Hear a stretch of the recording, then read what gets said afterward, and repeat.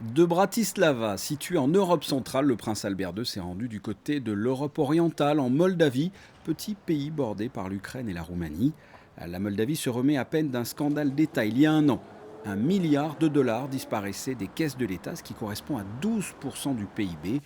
Sans oublier, il y a 2 semaines, une tempête de neige meurtrière a laissé des stigmates un peu partout dans la ville de Chisinau. C'est dans ce contexte que le prince Albert II s'est rendu pendant 2 jours et pour la première fois dans la capitale moldave. Tout comme en Slovaquie, le souverain a participé à la tradition du pain et du sel, autrement dit, sceller symboliquement l'amitié entre ces deux peuples.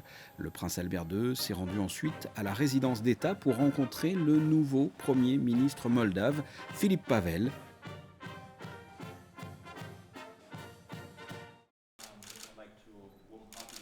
Après un tête-à-tête, un accord cadre bilatéral de coopération a été signé entre les gouvernements des deux pays.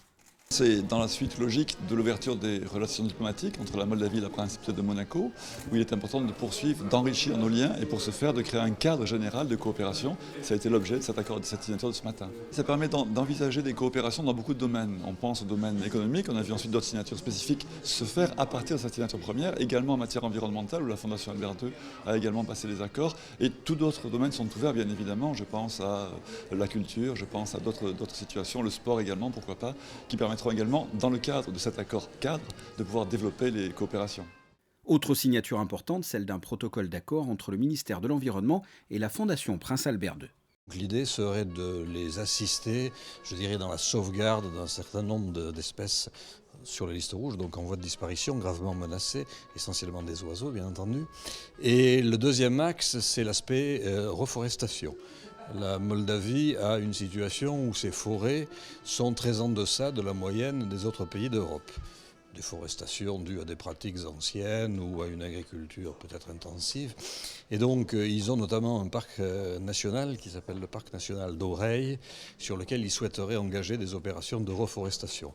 Donc ce sont, ou plus exactement c'était, ces deux orientations que l'on prendrait dans le cadre de la convention cadre qui a été signée, est venue s'ajouter depuis quelques jours une troisième orientation, celle qui résulte des contraintes météorologiques qu'a subi le pays, et notamment de la dégradation importante qu'a subi le jardin botanique de Chisinau.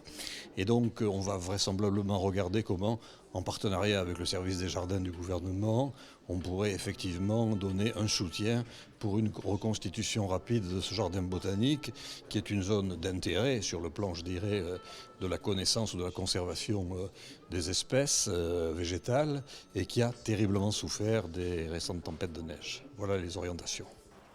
Le prince Albert II, accompagné de sa délégation, s'est rendu ensuite au Parlement moldave.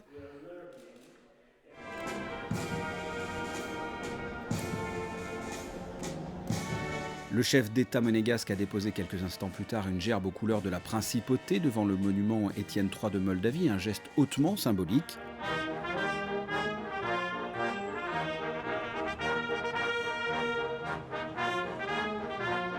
Le souverain avait ouvert le forum économique en Slovaquie quelques jours plus tôt. Eh bien, il a clôturé le forum organisé ici, en Moldavie, où 2 accords économiques ont été signés par le Monaco Economic Board. Nous y reviendrons.